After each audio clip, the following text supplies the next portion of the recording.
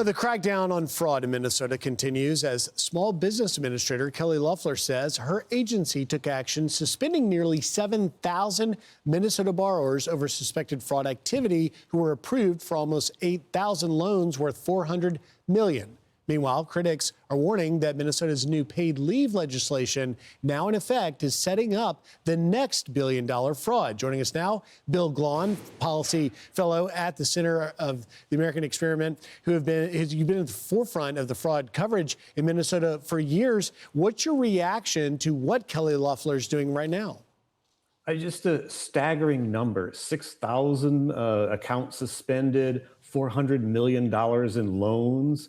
So it's just add that onto the pile of the multi-billion-dollar frauds through Medicaid and all these other programs we're looking at.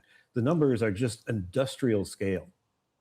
Yeah, they are, Bill. Now, Minnesota's Department of Employment and Economic Development saying that assertions about the likelihood of fraud in the new law are not based in fact. Here's a statement they put out. Paid leave has launched with strong systems in place to verify identities and work histories and to detect and prevent fraud. We accept tips about potential fraud from all sources, and we investigate all reports. What do you say to that? Well, every program we've talked about, the PPP program, the food fraud program, the Medicaid programs, they've all said, the child care program, they've all said, oh, these have strong safeguards and there's all these systems in place to prevent fraud, but the systems only work if they're used. The systems only work if the bureaucrats and the people running the program do the due diligence. And that just hasn't been the case, whether it was the food fraud, the child care fraud, apparently the SBA's PPP program. If the bureaucrats won't turn the crank and visit the sites or do whatever they need to do to verify these claims, then the money just goes out the door. Systems don't solve the problem. You know, Bill, I was reading a few days ago about a former Minnesota state auditor that said that he had previously recommended to Governor Walz that they literally put some of these checks in place, eligibility checks and other things, and yet they didn't do that. Now, Governor Walz is running for a third term. Why wasn't any of this done to have accountability in his previous terms? Well, an excellent question. An excellent question. There seems to be a real bias in the Walz administration and in Minnesota state government in general to get the money out the door first, ask questions later. The idea is people are in need. There is a real need in the community, and we need to get the money out and not create or exacerbate the problems by not providing the resources. But the problem is fraudsters take advantage of that high level of trust and that the honor system that we have in state government.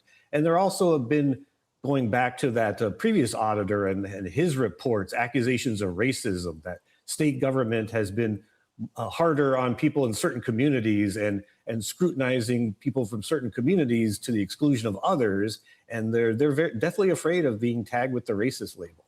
Let's widen the aperture a little bit here, because it's not just Loeffler and the SBA, but HHS holding payments and other things. How appropriate do you believe it is that the Trump administration at the federal level starts to put in some of these restrictions and trying to lean into it? Well, as a federal taxpayer and a state taxpayer, I find it most welcome. We found with the food fraud is the thing I started covering about 4 years ago, and we found that most of the defendants in that case, and we're up to 78 in that case, had other businesses. They had childcare businesses. They ran autism clinics. So you found a program, and it turns out these folks were defrauding it. An incredibly diverse portfolio. Warren Buffett would have been very proud of their efforts in that respect. So yeah, I would hope that every program, every agency that doles out money in Minnesota will be looking to see that their recipients are bona fide and following all the rules. I find it, Bill, a little bit ironic that literally, according to one of the 100 mayors that wrote the governor about this problem, for which the governor has not responded to them, according to mayors I've talked to, one of them said that this is costing $1,500 per Minnesotan taxpayer, and yet Governor Walz has paid to hire an outside auditor to now fix the problem. We'll see where it goes. Bill Glahn, thank you so much for your insight. As always, Happy New Year. Thank you. I'm Steve Doocy. I'm Brian Kilmeade. And I'm Ainsley Earhart. And click here to subscribe to the Fox News YouTube page to catch our hottest interviews and most compelling analysis.